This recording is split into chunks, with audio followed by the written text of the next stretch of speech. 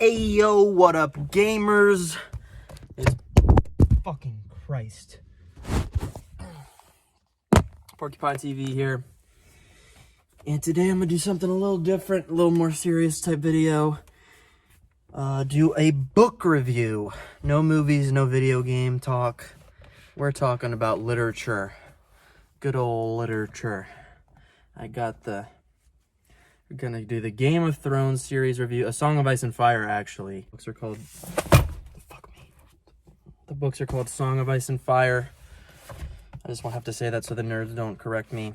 I used to love reading as a child, but in middle school, high school, I developed a condition known as Zoomer brain, where you play so much video games and watch so much fucking YouTube TikToks that your attention span becomes that of a retarded animal, and you can't actually read a full book from front to back without killing yourself.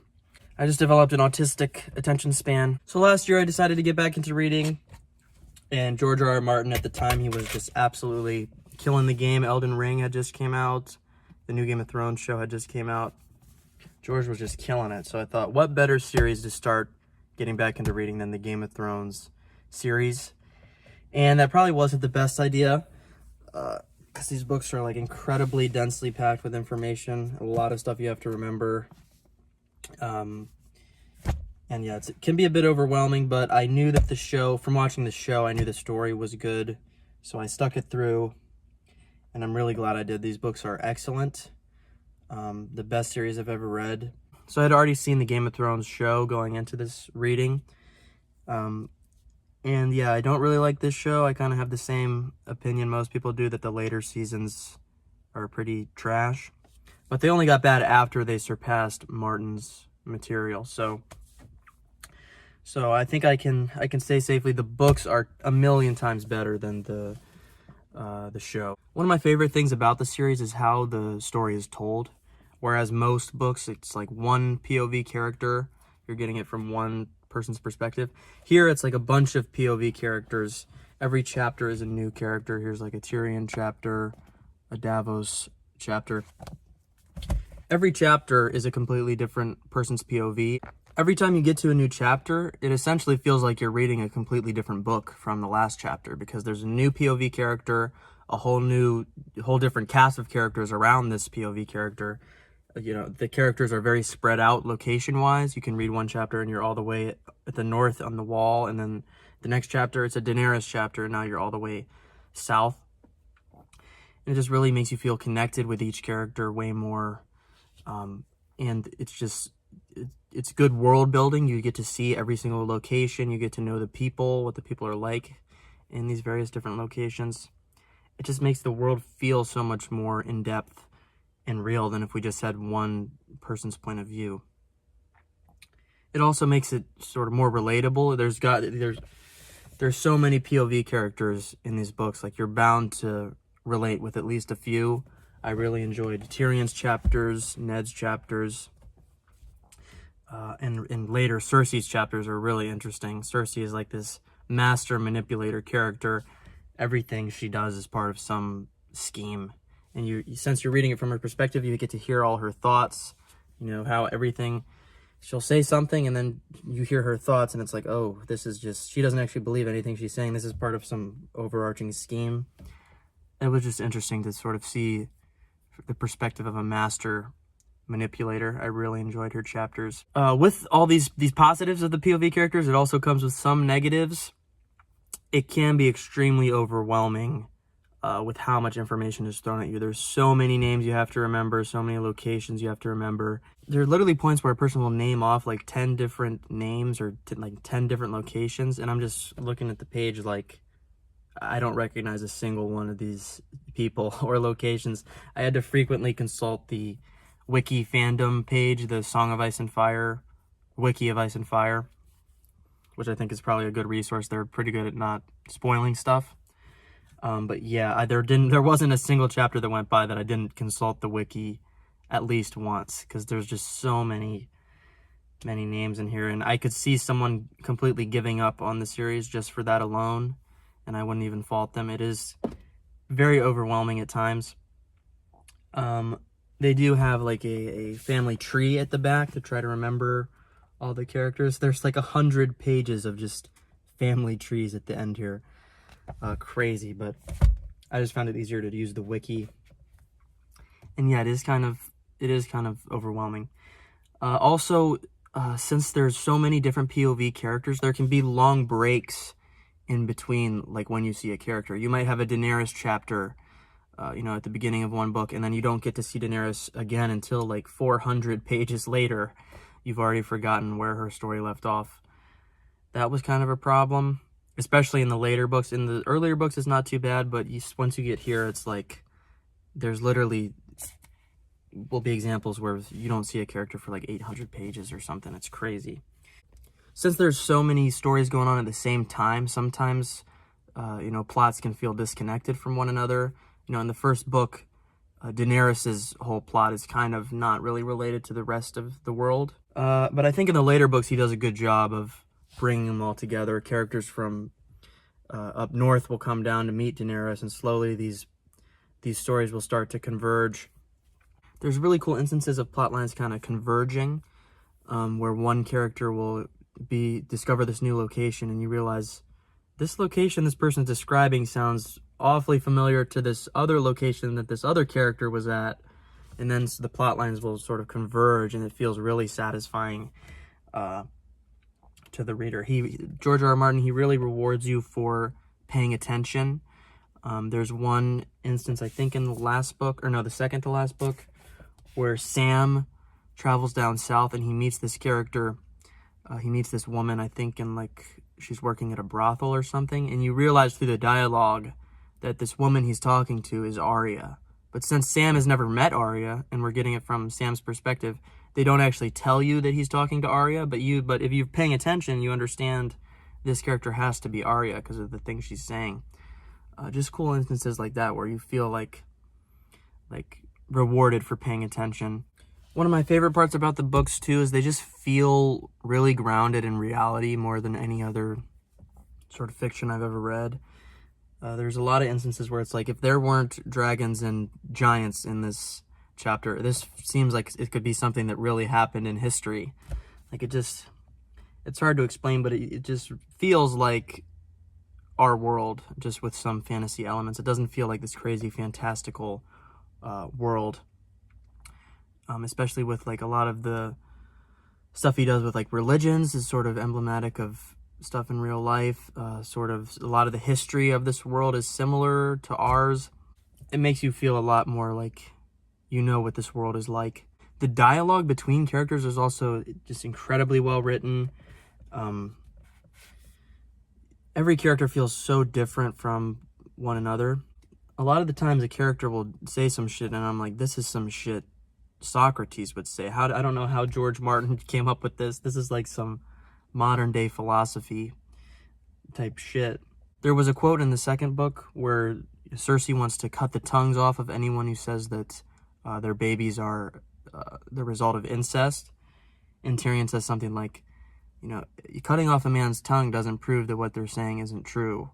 It just proves that you fear what they have to say. Just a lot of the things that they say are just as applicable to our world as they are to the world of Westeros. Another thing I think that's sort of interesting about these books compared to others, which can be a positive or could be a big negative, is the books don't really have like a definitive end, whereas if you watch the first Star Wars movie, that movie works just on its own. You could have the Star Wars movies could have ended with that one, and it would still be a satisfying movie, right? Even though it's part of a trilogy, it's still satisfying on its own.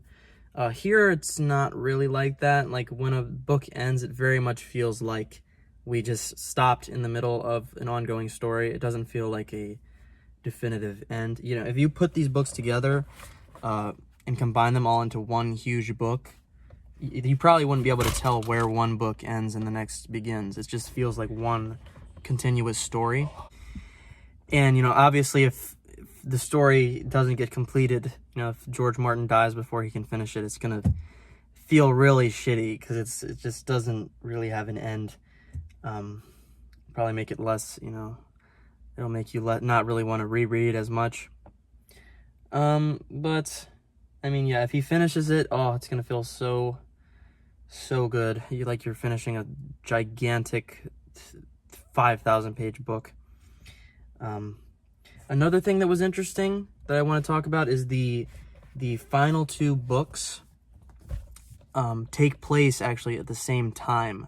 These books were originally written as one, and when it got too long, instead of splitting them up by chronology, he split them up by doing half the characters in this book and then half the characters in this book, with the stories taking place simultaneously. And I really like this decision. I think it was somewhat controversial, but I think it was a really good idea. It gets, a lot of characters, it gives a lot of the more minor characters time to shine. I really liked it. It was a big change of pace because a lot of the sort of big main characters are not in this book, and they are in this one. And he does it really cleverly as well, where, you would think that if the books are taking place at the same time, that this book would spoil what happens, in this book. But he very cleverly doesn't do that. There's a few instances where, we think a certain event happened in this book, and then in this book, we see the event from a different perspective and realize that what we thought happened, it wasn't really what happened. It happened slightly differently. So it's things like that where he sort of cleverly doesn't spoil what happens. And I really liked the splitting of the two books. I think if he tried to do all the characters at the same time, that would be extremely overwhelming. I liked the idea of splitting them up. I don't know what he'll do for the last two, if he'll also split them up like he did for these.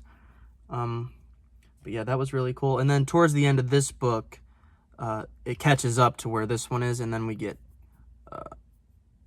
even more. And then all the characters come back into play. I just really liked it. I think he did it really well. Another thing is the deep... Oh, fuck. Fuck! I also really liked the lore of the books. The world has just a deep lore, deep history. When I was reading the first book, I was thinking like, oh my god, he must have spent months in advance just coming up with the lore for this world before he wrote the books. But in interviews, it kind of sounds like he just wrote it.